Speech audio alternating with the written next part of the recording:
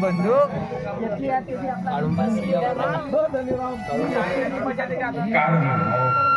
आज चमकी भेटायला येणार नाही. पटापट काम आटपवलं, सारा काम झालं. आता फक्त राहिला स्वयंपाक. स्वयंपाकाचं मग नंतर बघीन. पण ती एकदा हातून गेली तर काय सांगता पण हा अंकुश कुठे गेला तर लाभ याच्यामुळे भाऊ माझा जीवन मोठा करायला दुःखी मागून आला. याच्याच मागं फिरायला आज काही असो मोठ्या मालकाने सांगतो आणि याच्या पायात जर बेड्या नाही टाकलं तर मानाव धन्य नाही.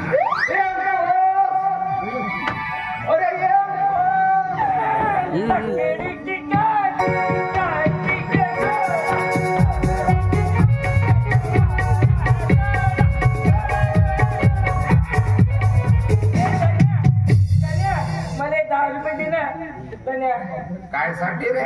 सिगरेट पेवासाठी. सिगरेट? हो. सिगरेट पेवासाठी 10 रुपये देऊ? त्या बापान देऊन ठेवलं होतं माझ्याजवळ. तू काही कर, तू नाही आण, पण मला 10 रुपये दे. म्हणजे एवढा तुला सिगरेटचा शौक आहे?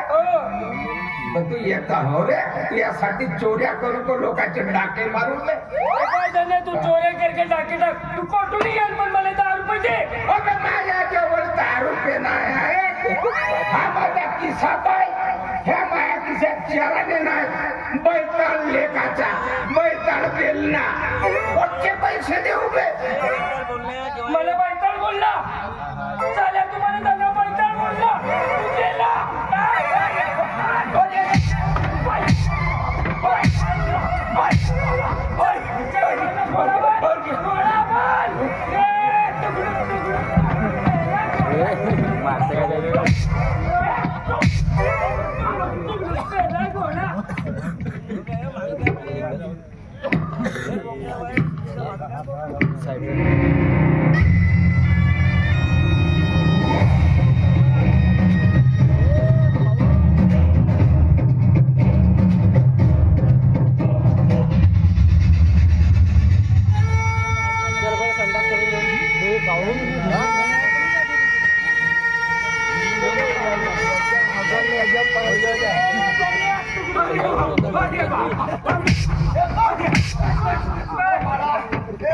कसा मारतो? तो आपल्या घरचा नोकर आहे. नोकर. आणि तुझ्या सेवेसाठी त्याला या घरामध्ये ठेवलं आहे. बाबा मला सेवा बिवा काही मिळत नाही बाबा. बाबा फक्त मला ना 2 टाइम थोडं जेवायला पाहिजे. आता कधी कधी एखादी सिगरेट पण प्यायला पाहिजे. हो बाबा. सिगरेट प्यायला पाहिजे. मग का पाहिजे तुला? मला थोडं जेवायला पाहिजे बस. हो पण सिगरेट घ्यायसाठी काही पाहिजे असतील ना? 10 रुपये द्यायला बाबा. 10 रुपये. पण एक गोष्ट लक्षात ठेव, यानंतर धनीरामला असं मारायचं नाही. मला काय माहितीये का, तू असं जरा मारशील ना तू आपलं घर सोडून चाललं जाईल ना. नाही पप्पा. नाही जेवायला कोण देईल? नाही पप्पा. नाही पप्पा. तुम्ही मला 10 रुपये दिले. थँक्यू पप्पा. थँक्यू पप्पा. सिगरेट पप्पा. अरे अंकुश अरे आधी थोडं जेवण तर करू. नाही बाप्पा. जेवण नाही. मला सिगरेट भेटली ना माझे काम खरपून झाले पप्पा. मला गोळा पप्पा. धंद्याला बसलो पप्पा. त्याने गोळ्यावर बस. त्याने गोळ्यावर बस. बस रे बाबा. काही नाव नाही. बस बसणार आहे पप्पा. बसतच नाही. बस रे बाबा. बस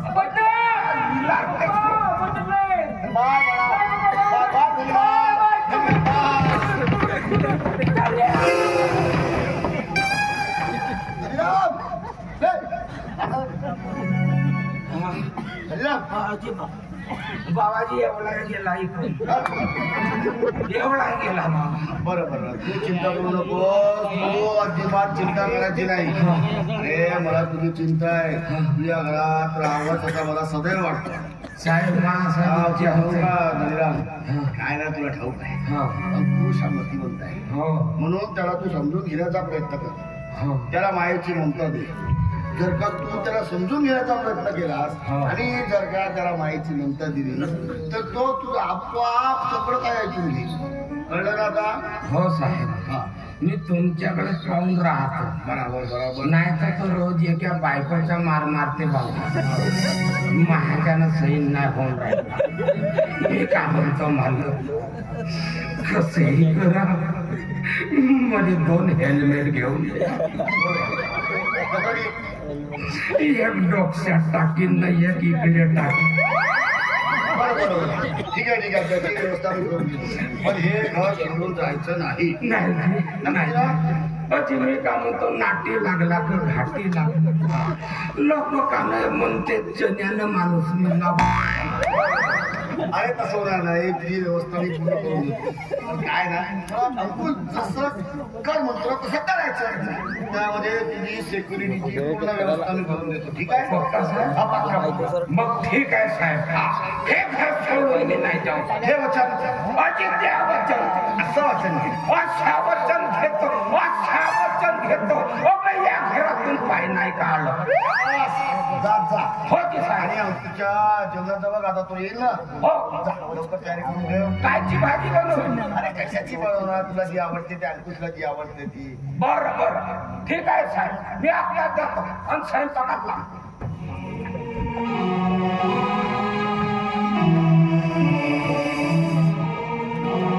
बघितलंस परमेश्वर, बघितलंस माझा संसार.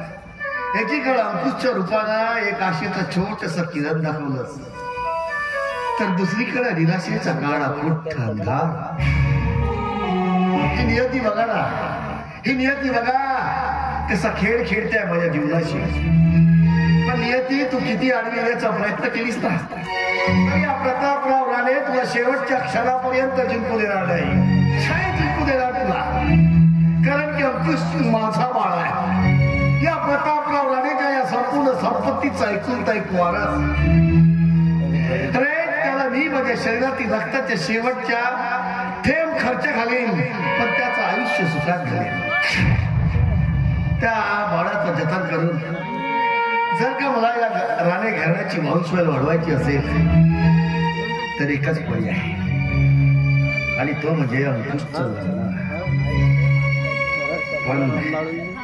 पण या माझ्या वेड्या मुलाला मुलगी देणार तरी कोण?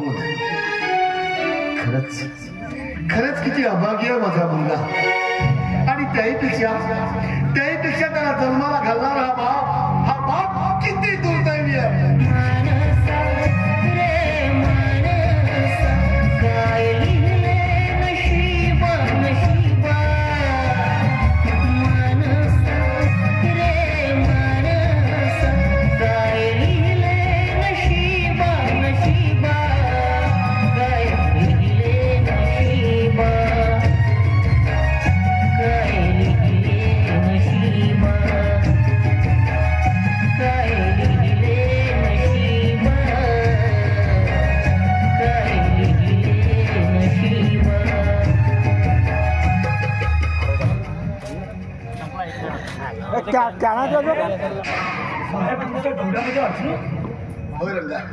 असं काय घडलं की तुमच्या डोळ्याने गंगा यमुनाला वाट मोकळी करून दिली? काय ना रे, अंकुशच्या लग्नाच्या विवेचनेनं माझं मन घटून आलं. तुम्हाला चिंता असणं स्वाभाविक आहे. आता अंकुश तरुण झाला, वयात आला. पण मला एक सांगा साहेब, अशा मतिमंद अंकुशला मुलगी देईल तरी कोण? नाही, बरोबर आहे रंगा. पण तुला सांगू, हा प्रतापराव राणे आपल्या मुलाच्या जीवासाठी मुलीच्या बापाला वाटते तेवढी किंमत मुलाला मागे पुढे मारणार. मुलीच्या बापाला ₹1,00,000 द्याला, ₹1,00,000 द्या, तिला सून म्हणून घरात येणार. तुमचा हा मतिमंद अंकुश तिला पतीचं प्रेम देईल का? रंगा, अंकुश तिला पतीचं प्रेम देईल किंवा नाही हा नंतरचा प्रश्न आहे. अरे पण स्त्री विना उजाड पडलेल्या या घराला सौभाग्य लक्ष्मीचं वैभव तर प्राप्त. रंगा, सौभाग्य लक्ष्मी विना हे घर कसं सुन वाटत रे, म्हणून म्हणतो एखादा रिश्ता असेल तर बघ माझ्या अंकुशसाठी. रिश्ता हातातलंच आहे हो. काय आहे ना, या रंगाला तलारी मिळाल्याशिवाय तोंडातून प्रसिद्ध शब्द निघायचा. मला ठाऊक आहे तू हरामखोर आहेस, तुझी खानदान हरामखोर आहे, तुझा बापही हरामखोरच होता. अरे दलाली खाऊ खाऊ तुमचं अख्खं आयुष्य जात आहे. मला ठाऊक आहे तू पैशासाठी हवापडला आहेस आणि पैशाशिवाय तुझंच काम करणार नाही. ठीक आहे, घे पैसे.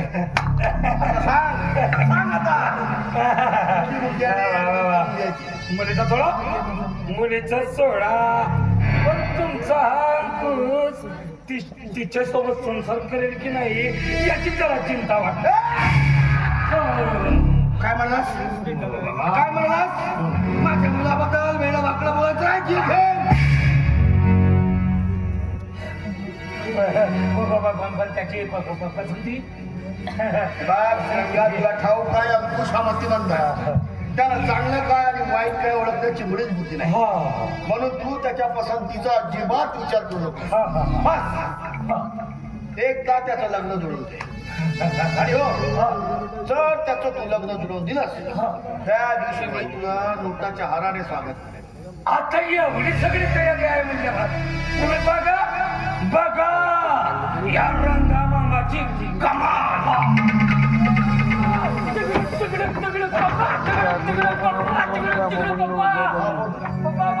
मी सिगरेट पिऊन आलो बाबा. शाबास बाळा शाबास. अरे का हे सगळं जीवन तू सिगरेट पिऊन जीवन जगशील का? नाही बाबा, नाही ना.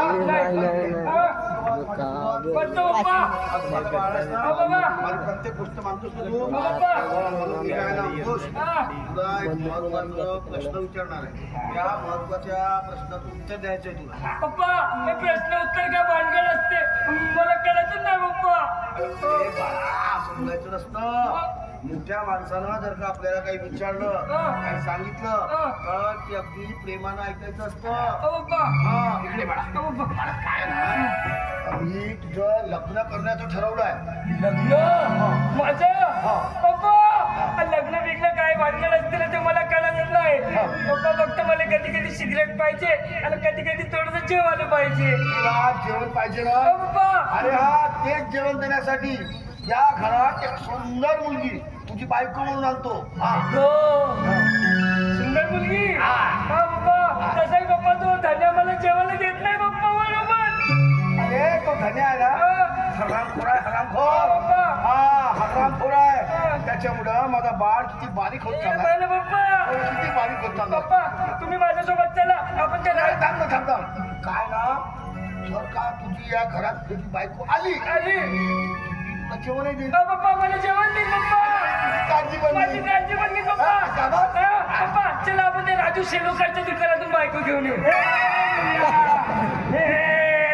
बायको काय दुकानात मिळते का रे? दुकानात मिळते. अरे तिला शोधावा लागतो, रिश्ता जोडावा लागतो आणि चांगला वाजत गाजत लग्न लावून घरात आणावे लागतो.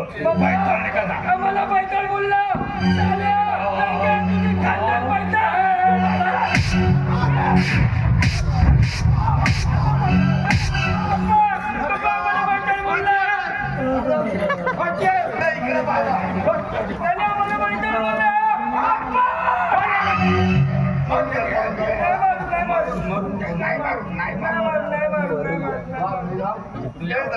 यावर कुळकुळा लागला.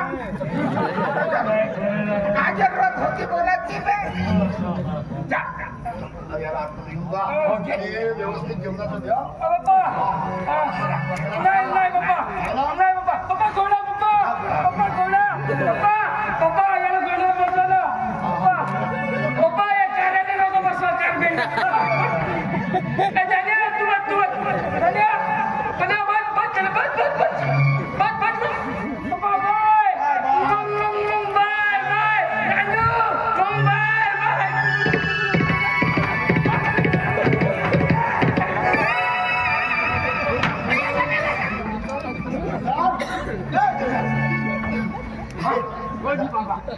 म्हणून म्हणजे बाबा हेल्मेट घेऊन द्या आणि एक कटोरी घेऊन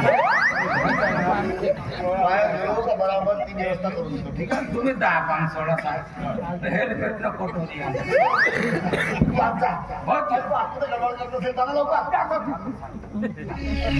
साहेब साहेब साहेब आता तसा वागतो आणि लग्न झाल्यावर काही कमी जास्त झालं तर काय म्हणला?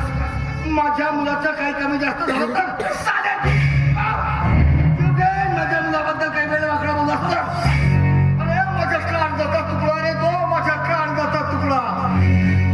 त्याच्या आईच्या निंदानंतर त्याच्या फोडाप्रमाणे जपलं. अरे त्याच्या पायाला साधा काटा जरी रुजला ना तरी आपल्या प्राणीच्या हृदयाला ठेच पोचते ना, हृदयाला. तो आयुष्यभर सुखाच्या सावलीत राहा म्हणून ही करोडोची मी संपत्ती जमा केली आणि हराम खोरा माझ्या पोराबद्दल शब्द बोलतोस. जीव घ्या. माफी असावी, चुकी झाली गरीबाच्या हातून. ठीक आहे, आपण ठीक आहे म्हणतो. मी जे तुला काम सांगितलं ना ते काम लवकरात लवकर निपटव. पण आपल्या तेवढा दलालीच मात्र विसरू नका.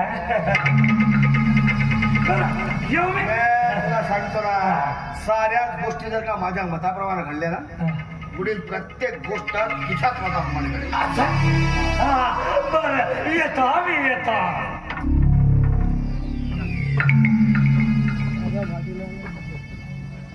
नमस्कार. हा नमस्कार गणेश बाबू. नमस्कार. काय गणेश बाबू, आपल्या कापड मिलाचं कामकाज सुरू आहे ना? काय समजलं? कामगारांनी आपल्या विविध मागण्यांसाठी आज फॅक्टरीमध्ये धरणे आंदोलन केलं, नारेबाजी केली. त्यामुळे दिवसभरात फॅक्टरीचं काम बंदच होतं. फॅक्टरीचं कामकाज बंद होतं. या कामगाराच्या अशा वागण्यामुळं माझं डोकं दुखायला लागलंय. साहेब, त्या कामगारांनी आपल्या मागण्या या निवेदनामध्ये दिलेल्या आहेत. बघू द्या काय लिहिलं त्याने निवेदनामध्ये. बघू द्या. अच्छा, मागणी क्रमांक 1, वाढत्या मागण्यानुसार पगारात वाढ देण्यात यावी. मागणी क्रमांक 2, दिवाळीचा बोनस देण्यात यावा. मागणी क्रमांक 3, महिन्याचा पगार दर 30 तारखेला देण्यात यावा. कल्पेश बाबू, तुम्ही कंपनीच्या मॅनेजरला जा आणि संपूर्ण कामगाराची सभा घ्या आणि त्या सभेत सर्व कामगारांना बजावून सांगा की आम्ही तुमच्या 3ही मागण्या मान्य करू शकत नाही म्हणून. त्यातील फक्त एक मागणी आम्ही मान्य करू शकतो आणि ती म्हणजे तुमचा पगार महिन्याच्या दर 30 तारखेलाच होईल. उर्वरित राहिल्या 2 मागण्या, दिवाळीचा बोनस आणि वाढत्या मागण्यानुसार पगारात वाढ, या मागण्या आम्ही तुर्तास मान्य करू शकत नाही. बजावून सांगा त्या हरामखोरांना. त्यांच्या मागणीप्रमाणे जर आपण त्यांना पगारवाढ आणि बोनस जर दिला नाही तर मजूर युनियनचा लीडर तो गणेश कोटे त्याने बेमुदत संप करण्याचा इशारा दिलाय. मजूर संघटनेचा लीडर गणेश कोठ्या माझ्या प्रत्येक कामात आळवा येतो. मिस्टर कल्पेश, त्याची चिंता करू नका तुम्ही. त्याला कसं वट्टीवर आणायचं हे आपल्या तापरानेवर सोडा. तुम्ही जा, मी जे काम सांगितलं ते करा फक्त. निघा, येतोय मी.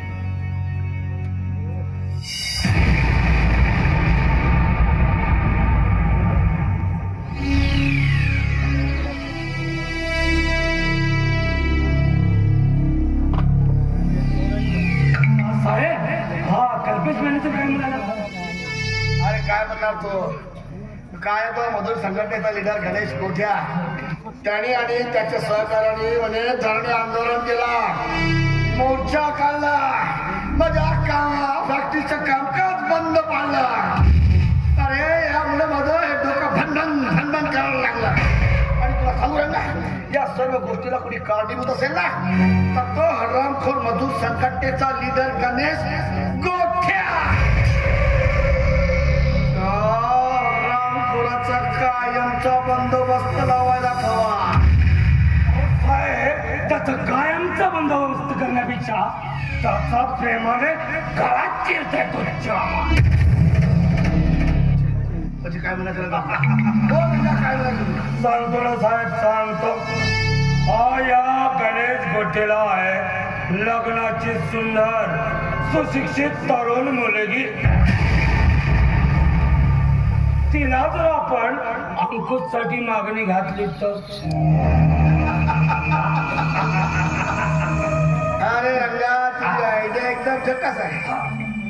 मला सांग रंगा, तो गणेश गोठ्या आपली मुलगी अंकुशला देईल का?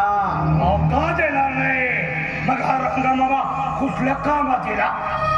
हा रंगामामा असा काही कष्ट घेईल, असा काही कष्ट घेईल की गणेश गोठे नावाचा मासा त्याच्या जळ्यात अडकत केला. फक्त साहेब मी बोलेल तसं बोलायचं, मी म्हणेल तसं वागायचं.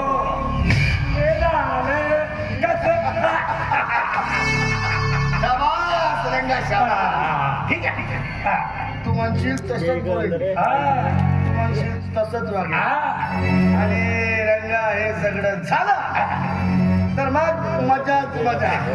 कारण गणेश गोट्याची मुलगी सून म्हणून माझ्या